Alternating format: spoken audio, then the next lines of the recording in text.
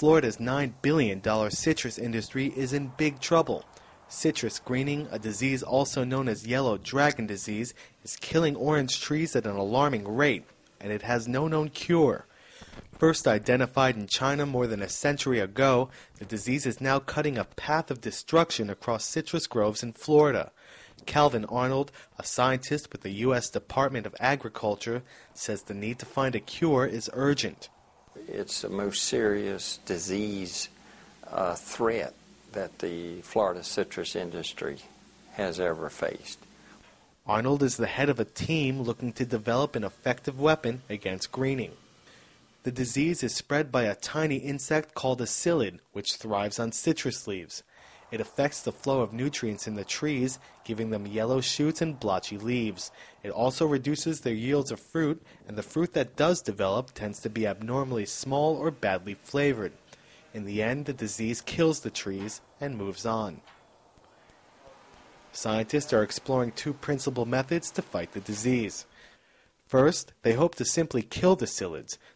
To do that, the team is experimenting with RNA interference, a form of genetic manipulation aimed at shutting down the genes that allow the insects to grow wings or feed themselves. According to entomologist Wayne Hunter, it wouldn't alter the genome itself, and it would work. His theory is that if the insects can't digest food, they can't survive. We're attacking the three enzymes that they need to digest food. And when you downregulate these, they just can't digest their food and they die. Most scientists, however, believe the best hope lies in altering the genes of the trees themselves so they can resist the bacteria that causes the disease. Kim Bowman is looking for other plants that are resistant and then adding those genes to the cells of citrus trees. So we're using genetic transformation, genes from other sources, to obtain resistance to that particular bacteria. Genetic manipulation and genetically modified foods have plenty of critics, but Calvin Arnold says under the circumstances, there are no better options.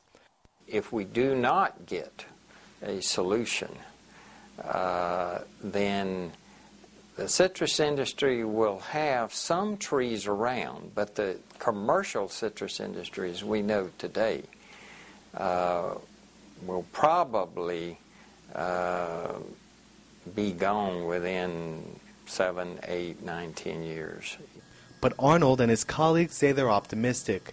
They're confident that science will find a way to halt the deadly disease before it's too late. Ben Gruber, Reuters.